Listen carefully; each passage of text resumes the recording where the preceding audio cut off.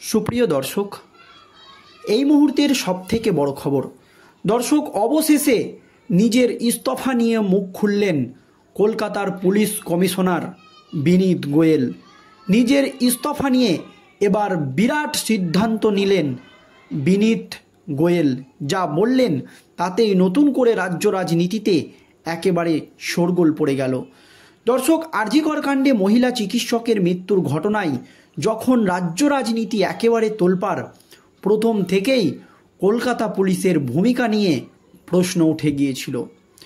যদিও কলকাতা পুলিশ একজন সিভিক ভলেন্টিয়ারকে গ্রেপ্তার করে, তবুও আন্দোলনকারী চিকিৎসক থেকে শুরু করে সাধারণ মানুষ সকলেরই দাবি ছিল যে এই আরজিকর কাণ্ডে বলির পাঁঠা করা হচ্ছে ধৃত সঞ্জয় রায়কে এবং তথ্য প্রমাণ লোপাট করার চেষ্টা হচ্ছে। এই আবহে কলকাতার পুলিশ কমিশনার বিনীত গোয়েল এবং আরজিকরের প্রাক্তন অধ্যক্ষ সন্দীপ ঘোষকে নিয়ে প্রশ্ন উঠে যায়। এবং আপনারা জানেন, তৃণমূলের সাংসদ সুখেন্দু শেখর রায় এই বিনীত গোয়েল এবং সন্দীপ ঘোষকে মুখোমুখি বসিয়ে জেরা করার দাবি তোলেন। তার পরপরই কলকাতা পুলিশের তদন্তে অখুশি হয়ে কলকাতা হাইকোর্টের প্রধান বিচারপতি টি.এস. শিবাজ্ঞানাম এই তদন্তভার তুলে দেয় সিবিআইয়ের হাতে। আর তার পরপরই তেড়ে ফুঁড়ে অ্যাকশন শুরু করেছে কেন্দ্রীয় তদন্তকারী সংস্থার সিবিআই আধিকারিকরা। এই আবহে টানা 18 দিন জেরা করার পর আরজিকরের প্রাক্তন অধ্যক্ষ সন্দীপ ঘোষকে গ্রেপ্তার করেছে সিবিআইয়ের আধিকারিকরা। এর পরপরই জুনিয়র চিকিৎসকদের একটাই দাবি, পদত্যাগ করতে হবে কলকাতার পুলিশ কমিশনার বিনীত গোয়েলকে। এই আবহে ছাত্রছাত্রী থেকে শুরু করে সকলেই নবান্ন অভিযানের ডাক দিয়েছিল। দফা এক দাবি এক, মুখ্যমন্ত্রী মমতা ব্যানার্জির পদত্যাগ, জানিয়ে ধুন্ধুমার কাণ্ড ঘটে রাজ্য রাজনীতিতে। আর এবার শুধু কোনো রাজনৈতিক দল নয়, চিকিৎসকরা মিলে লালবাজার অভিযানের ডাক দিয়েছে। তাদের একটাই দাবি, হয় কলকাতার পুলিশ কমিশনার বিনীত গোয়েলকে পদত্যাগ করতে হবে, তা না হলে তাদের সাথে এসে দেখা করতে হবে। এই দাবিতে লালবাজার অভিযানের ডাক দিয়েছিল তারা।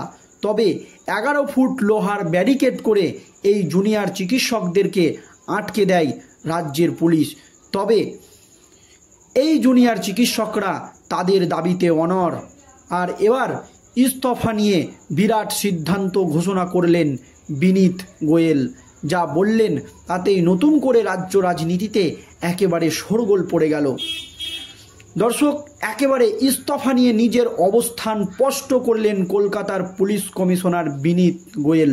অবশেষে চিকিৎসকদের দাবি মেনে 11 ফুট লোহার গার্ডওয়াল সরিয়ে নিল কলকাতা পুলিশ। কি হয়েছে?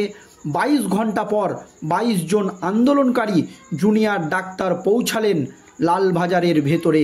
পুলিশ তাদেরকে অবশেষে লালবাজারে পৌঁছানোর অনুমতি দিলেন।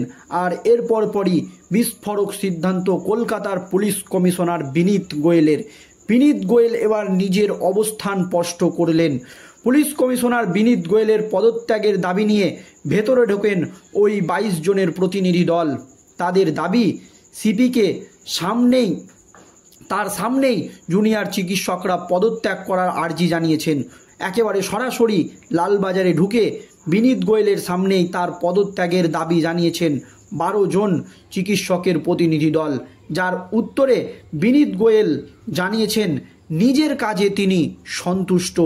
এদিন লালবাজারের বাইরে এসে চিকি প্রতিনিধি দলের এক সদস্য সাংবাদিকদের মুখোমুখি হন।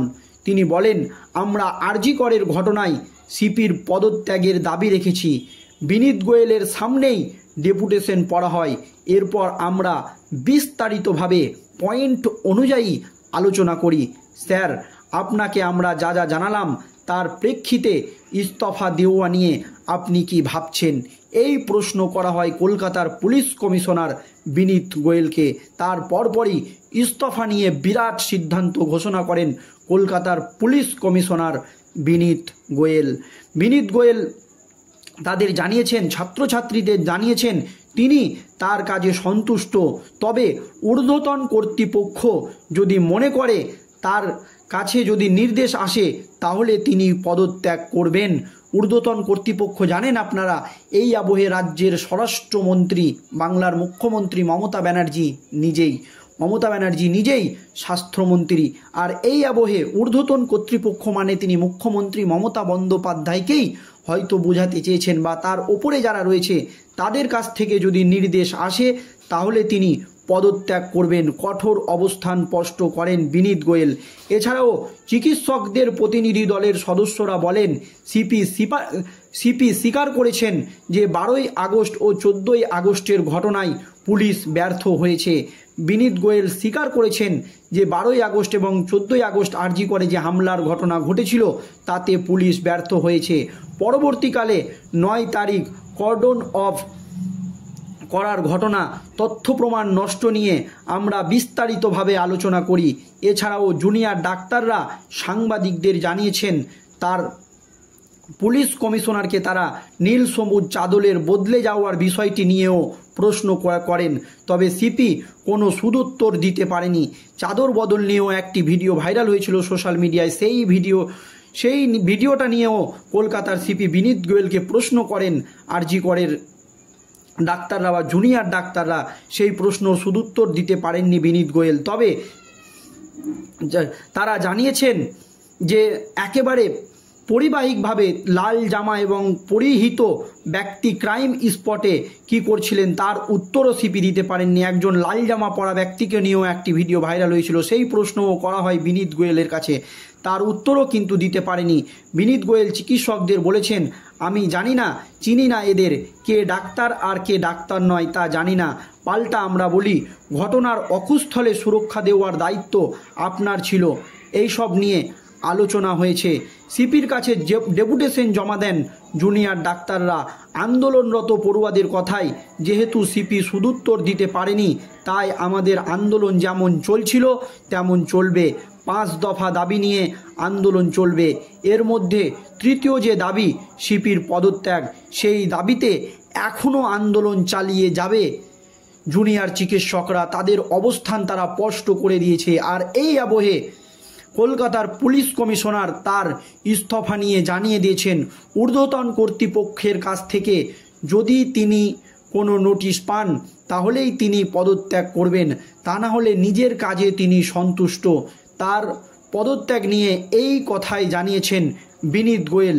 এখন ঊর্ধ্বতন কর্তৃপক্ষ বা মুখ্যমন্ত্রী মমতা ব্যানার্জি নিজে স্বরাষ্ট্রমন্ত্রী, তারা কি সিদ্ধান্ত নেন সেই দিকেই নজর থাকবে সকলের। তবে আন্দোলন চলবে জুনিয়র চিকিৎসকদের, বিনীত গোয়েলের পদত্যাগ করা পর্যন্ত তারা পরিষ্কার জানিয়ে দিয়েছে। ধন্যবাদ দর্শক।